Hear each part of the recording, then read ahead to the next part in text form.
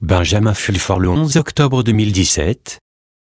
Par Benjamin Fulford, Société Dragon Blanc. Soudainement, toutes sortes de personnages, qui n'étaient plus en contact depuis l'attentat terroriste de Fukushima le 11 mars 2011, tentent de contacter la Société Dragon Blanc, WDS, par le biais de cet écrivain. Cela comprend un haut assassin des Yakuza, un membre senior du MI6, un représentant de la NSA, un représentant d'une nouvelle faction de la CIA et d'autres. À l'instar de nos contacts réguliers, ils sont tous d'accord pour dire que quelque chose de gros s'en vient. Le plus coloré de ces personnages à reprendre contact a été un certain Monsieur K, que les renseignements militaires japonais avaient été introduits à cet écrivain, il y a quelques années, comme étant le principal tueur à gages du syndicat de protection mutuelle Yamaguchi-gumi, avant que ceci ne se divise en 3 factions. L'apparent humble et serein Monsieur K dit que son travail consiste à couper les doigts des gens, une articulation à la fois, jusqu'à ce qu'il ait réussi à extraire l'information dont il a besoin. Il enveloppe ensuite les corps dans du plomb et les jette dans l'océan, ce que Takamasa Kawase, des renseignements militaires japonais, a pour sa part confirmé. Monsieur K dit aussi qu'il a travaillé pour le conglomérat bancaire de Mitsubishi, probablement à les aider à trouver des fonds manquants.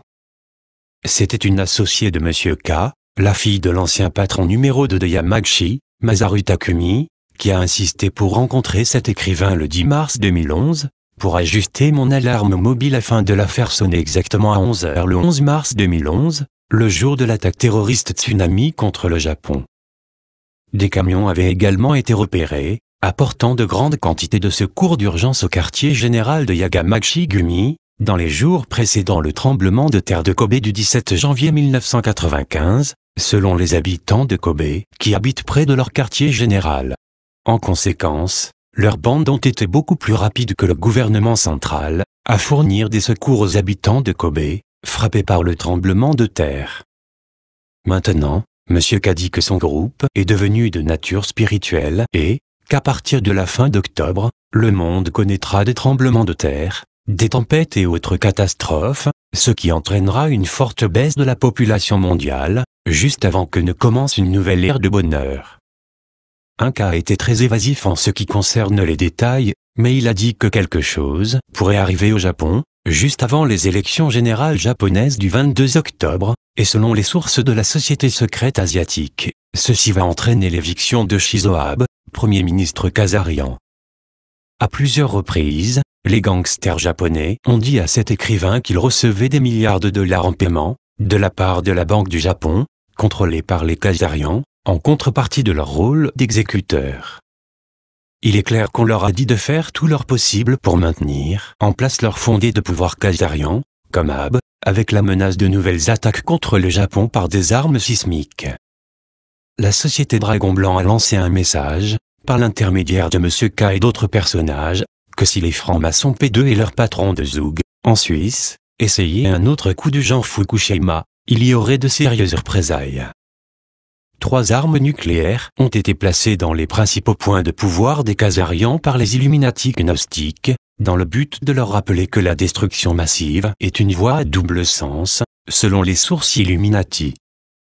Il a également été recommandé que l'armée américaine puisse occuper physiquement la Banque du Japon et cerner les gens qui distribuent son argent aux gangsters. Ils savent exactement qui ils sont et où ils se trouvent. Le prince héritier Naruto est prêt à vous les indiquer sur demande, disent des sources de la société secrète Sriloggencro, la corneille à 3 pattes. En tout cas, Monsieur K n'est pas la seule personne à prédire que quelque chose d'inhabituel est sur le point de se produire. Les médias du monde entier, par exemple, ont pris note des récents indices des projets menaçants du président américain Donald Trump. Les sources du Pentagone expliquent que suite au massacre de Las Vegas et de l'embuscade israélienne qui a tué 4 soldats des forces spéciales américaines au Niger, le chef d'état-major de la Maison-Blanche, le général John Kelly a convoqué les chefs d'état-major interarmés et les commandants des troupes à la Maison-Blanche, le 5 octobre, pour mettre ensemble toutes les mains sur table, et les amener à se ranger avec Trump contre la NFL, Antifa, le gouvernement de l'ombre et la cabale. La source a poursuivi en notant, même le patron de la NSA, l'amiral Mike Rogers, et le commandant en chef du Pacifique, l'amiral Harry Harris, ont été invités, car ainsi que l'a dit Trump d'une voix énigmatique, c'est le calme avant la tempête. La tempête aurait lieu sous forme d'arrestation massive, de l'émission d'une nouvelle monnaie et du lancement d'une réinitialisation monétaire mondiale, a indiqué la source. Le calme avant la tempête signifie que le marécage est sur le point d'être désinfecté et ils ont tout peur à faire dans leur froc, alors il vaut mieux prendre une photo, a confirmé une source de la CIA. L'assassinat de masse à Las Vegas et la tempête mensongère des médias d'entreprise parlant d'un seul meurtrier responsable, et qui est maintenant décédé, était une erreur fatale de la part de la mafia khazariane, selon de nombreuses sources. L'Internet est rempli de vidéos montrant que plusieurs tireurs ont été impliqués, et des appels sont en cours, exigeant une vengeance complète. En promouvant ce mensonge évident, le FBI, qui est officiellement chargé de l'enquête de Las Vegas, s'est placé comme cible aux yeux des agences militaires américaines et autres. Des initiés ont déjà divulgué sur Internet que le magnat du casino, Sheldon Adelson, et l'ancien chef de Homeland Security, Mikhail Chertoff, prévoyaient faire fortune en utilisant cet incident comme excuse pour rendre obligatoire, à tous les concerts, les terminaux de bus, etc., l'installation de détecteurs de métaux, fabriqués par une compagnie qu'ils possèdent. Au lieu de cela, les deux hommes sont maintenant en fuite, s'ils ne sont pas déjà morts. Une autre source de la CIA affirme que Las Vegas est dirigée par la mafia de Chicago et que, même les têtes comme Adelson et Chertoff, ne sont que des hommes de paille pour les Italiens. C'est la noblesse florentine qui dirige l'équipe de Chicago avec ce qui reste de la mafia juive.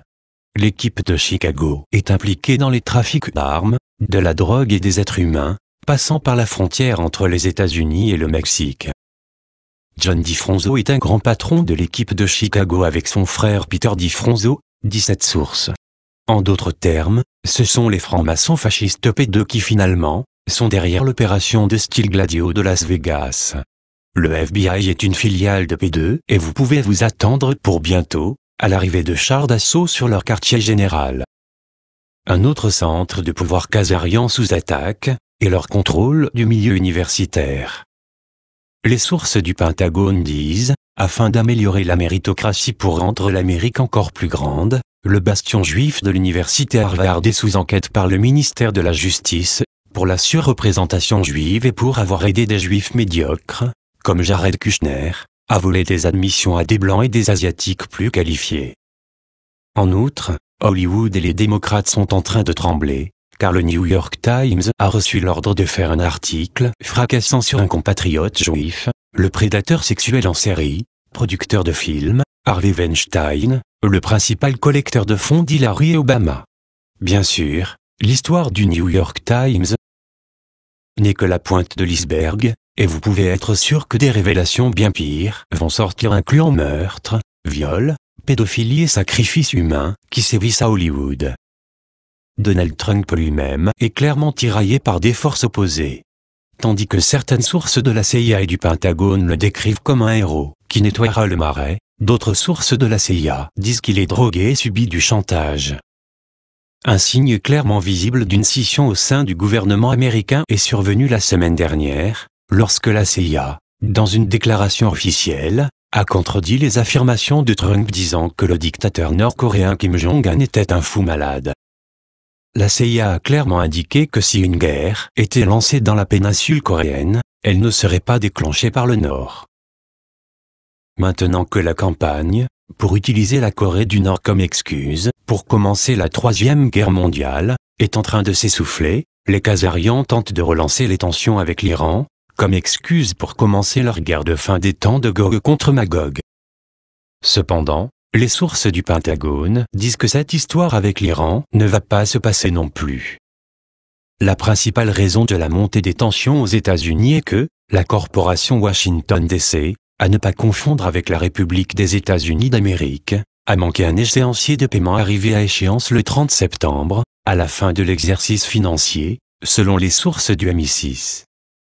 Le budget du gouvernement des États-Unis a enregistré un déficit de 1000 milliards de dollars, et la situation a atteint un point tel que, d'après ses propres estimations, sa valeur nette est de moins de 65 trillions de dollars. Les sources du MI6 disent que lorsque le délai de paiement a été manqué, une prolongation jusqu'au 17 octobre a été accordée. Cependant, des rapports précédents indiquent qu'une prolongation a été accordée jusqu'au 15 décembre, il n'est donc pas sage de fixer une date particulière. Il est clair que cette année s'avère particulièrement difficile pour le gouvernement de la Corporation des États-Unis de trouver de l'argent pour poursuivre ses activités. Une autre raison pour laquelle les Qatariens flirtent avec une vraie faillite et la perte de pouvoir cette fois, est la disparition de leur pétrodollar. Le roi d'Arabie Saoudite, Salman, ou peut-être son double, a rendu visite en Russie la semaine dernière. Et c'est la toute première fois qu'un souverain régnant saoudien se rend en Russie. Les Saoudiens ont accepté d'acheter des armes en provenance de Russie et ont conclu de nombreux autres accords, selon divers communiqués de presse. En outre, les Saoudiens ont également parlé de la possibilité de mettre fin au pétrodollar, en vendant leur pétrole contre des devises autres que le dollar américain, selon des sources du Pentagone. Cela a conduit l'armée américaine à lancer une menace voilée aux Saoudiens en suspendant tous les exercices militaires avec les Saoudiens et leurs alliés.